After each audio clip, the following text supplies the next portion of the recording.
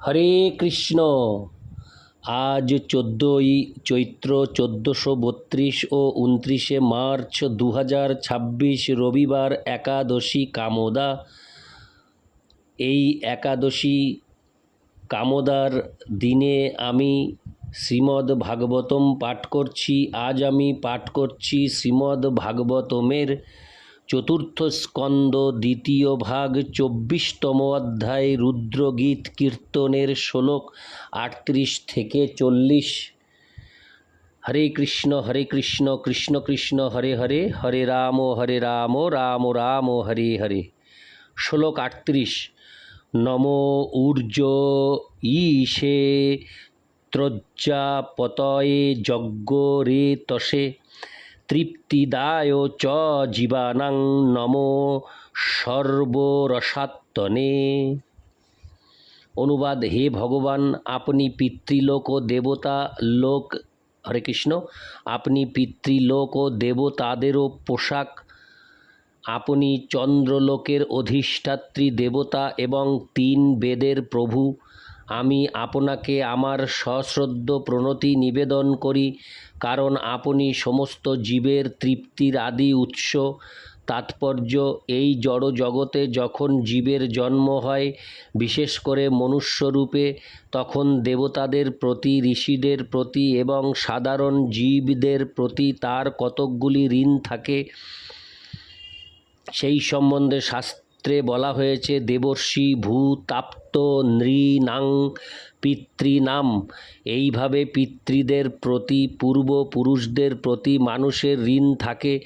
শিব অনিরুদ্ধের কাছে প্রার্থনা করেছেন তিনি যাতে তাকে শক্তিদান করেন, যার ফলে তিনি পিতৃদেবতা, ঋষি ও জনসাধারণের ঋণ থেকে মুক্ত হয়ে সম্পূর্ণরূপে ভগবানের প্রেমময়ী সেবায় প্রবৃত্ত হতে পারেন। সেই সম্বন্ধে বলা হয়েছে, দেবর্ষি ভূতাপ্ত নৃণাং পিতৃণাং ন কিঙ্কর নায় মৃণী চ রাজন সর্বাত্মনা য শরণং শরণ্যং গত মুকুন্দং পরিঋত্য কর্তম। শ্রীমদ্ ভাগবত 11:5-41। কেউ যদি সম্পূর্ণরূপে ভগবানের প্রেমময়ী সেবায় যুক্ত হন, তাহলে তিনি দেবতা, ঋষি, পিতা, পূর্বপুরুষ ইত্যাদি সকলের কাছে তার যে ঋণ রয়েছে তা থেকে মুক্ত হয়ে যান। শিব তাই অনিরুদ্ধের কাছে প্রার্থনা করেছেন তিনি যাতে তাকে শক্তি দেন, যার ফলে তিনি সমস্ত ঋণ থেকে মুক্ত হয়ে ভগবানের সেবায় যুক্ত হতে পারেন।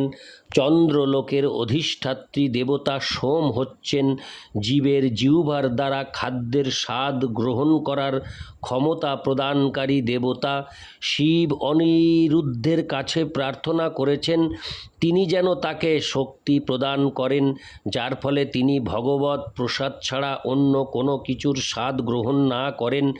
শ্রীল ভক্তিবিনোদ ঠাকুর একটি শ্লোকে গেয়েছেন যে, সমস্ত ইন্দ্রিয়ের মধ্যে জীব হচ্ছে সবচাইতে ভয়ঙ্কর শত্রু।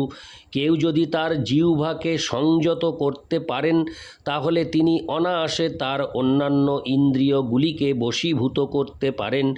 জিহ্বাকে সংযত করার একমাত্র উপায় হচ্ছে ভগবানের শ্রী বিগ্রহকে নিবেদিত প্রসাদ গ্রহণ করা। শিব অনিরুদ্ধের কাছে যে প্রার্থনা করেছেন তা এই উদ্দেশ্যেই তৃপ্তি দেয়। তিনি অনিরুদ্ধের কাছে প্রার্থনা করেছেন যাতে তিনি তাকে কেবল ভগবৎ প্রসাদ গ্রহণ করে তৃপ্ত হতে সাহায্য করেন। ইতি শ্লোক 38। শ্লোক 39। সর্বসত্তাত্মদেহায় বিশেষায় স্তবীয়সে নমস্ত্রৈলোক্যপালায় সহ ওজোবলায় চ। অনুবাদ: হে ভগবান, আপনি বিরাট স্বরূপ, যাতে সমস্ত জীবদের শরীর নিহিত রয়েছে। আপনি ত্রিলোকের পালক এবং তার ফলে আপনি সেগুলির মধ্যে মন, ইন্দ্রিয়, দেহ ও প্রাণবায়ু পালন করেন। আমি তাই আপনাকে আমার সশ্রদ্ধ প্রণতি নিবেদন করি। তাৎপর্য: জীবের শরীর যেমন অসংখ্য কোষ, কীটাণু ও জীবাণু দ্বারা গঠিত, তেমনি পরমেশ্বর ভগবানের বিরাট শরীর সমস্ত জীবদের স্বতন্ত্র শরীরের দ্বারা গঠিত। শিব সমস্ত জীব শরীর সমন্বিত বিরাট শরীরের উদ্দেশ্যে প্রার্থনা করছেন, যাতে প্রত্যেকের শরীর সম্পূর্ণরূপে ভগবানের সেবায় প্রবৃত্ত হতে পারে। জীবের শরীর যেহেতু ইন্দ্রিয়ের দ্বারা গঠিত, তাই সবকটি ইন্দ্রিয় ভগবানের সেবায় যুক্ত হওয়া উচিত। যেমন ঘ্রাণেন্দ্রিয়া, হরে কৃষ্ণ, যেমন ঘ্রাণেন্দ্রিয় নাসিকা ভগবানের শ্রীপাদপদ্মে নিবেদিত ফুলের ঘ্রাণ গ্রহণ করতে পারে, হাত ভগবানের মন্দির মার্জনে নিযুক্ত হতে পারে ইত্যাদি। সমস্ত জীবের প্রাণবায়ু হওয়ার ফলে ভগবান প্রকৃতপক্ষে ত্রিলোকের পালক। তাই তিনি প্রতিটি জীবকে সম্পূর্ণরূপে দৈহিক ও মানসিক শক্তির দ্বারা তার জীবনের প্রকৃত কর্তব্য সম্পাদনে প্রবৃত্ত হতে অনুপ্রাণিত করতে পারেন। এইভাবে প্রতিটি জীবেরই কর্তব্য তার প্রাণ, অর্থ, বুদ্ধি ও বাণীর দ্বারা পরমেশ্বর ভগবানের সেবা করা। শ্রীমদ্ ভাগবতে 10, 22, 35 উল্লেখ করা হয়েছে, এতাবজ্জন্য সাফল্যং দেহিনামিহ দেহিষু প্রাণৈরথৈর্ধিয়া বাচা শ্রেয় আচরণং সদা। কেউ যদি ভগবানের সেবায় যুক্ত হওয়ার বাসনাও করেন, হরে কৃষ্ণ, আমি শ্লোকটি আরেকবার পাঠ করছি, এতাবজ্জন্য সাফল্যং দেহিনামিহ দেহিষু প্রাণৈরথৈর্ধিয়া বাচা শ্রেয় আচরণং সদা। কেউ যদি ভগবানের সেবায় যুক্ত হওয়ার বাসনাও করেন, তবুও অনুমোদন ব্যতীত তা সম্ভব নয়। জীব কিভাবে ভগবানের সেবায় যুক্ত হতে পারে তা প্রদর্শন করার জন্য জীব বিভিন্নভাবে তার প্রার্থনায় নিবেদন করেছেন। ইতি শ্লোক 39। শ্লোক 40। অর্থলিঙ্গায় নভোষে নমো অন্তর্বহিরাত্মনে নমো পুণ্যায় লোকায় অমুষ্যই ভূরিবর্চসে। অনুবাদ: হে ভগবান, আপনি দিব্য বাণীর প্রসারের দ্বারা সব কিছুর প্রকৃত অর্থ প্রকাশ করেন। আপনি অন্তর ও বাহিরের সর্বব্যাপ্ত আকাশ, এবং আপনি জড় জাগতিক ও জড়াতীত সমস্ত পুণ্য কর্মের চরম লক্ষ্য। আমি তাই বারবার আপনাকে আমার সশ্রদ্ধ প্রণতি নিবেদন করি। তাৎপর্য: বৈদিক প্রমাণকে বলা হয় শব্দ ব্রহ্ম। এমন অনেক বস্তু রয়েছে যা আমাদের অপূর্ণ ইন্দ্রিয়ের উপলব্ধির অতীত, কিন্তু বৈদিক শাস্ত্রের শব্দ প্রমাণ অভ্রান্ত। বেদকে বলা হয় শব্দ ব্রহ্ম, কারণ বৈদিক প্রমাণ হচ্ছে চরম জ্ঞান। তার কারণ শব্দ ব্রহ্ম বা বেদ ভগবানের প্রতিনিধিত্ব করে। শব্দ ব্রহ্মের প্রকৃত সারমর্ম কিন্তু হরে কৃষ্ণ মহামন্ত্র কীর্তন করা। এই দিব্য ধ্বনি উচ্চারণের ফলে ভৌতিক ও আধ্যাত্মিক সমস্ত বস্তুর অর্থ প্রকাশিত হয়। এই হরে কৃষ্ণ মহামন্ত্র পরমেশ্বর ভগবান থেকে অভিন্ন। প্রত্যেক বস্তুর অর্থ প্রকাশ হয় বায়ুর মাধ্যমে প্রাপ্ত শব্দের ধ্বনির দ্বারা। সেই ধ্বনি জড় হতে পারে অথবা আধ্যাত্মিক হতে পারে, কিন্তু শব্দ ব্যতীত কোনো কিছুর অর্থ হৃদয়ঙ্গম করা যায় না। বেদে বলা হয়েছে, অন্তর্বহিশ্চ তৎসর্বং ব্যয় নারায়ণ স্থিত।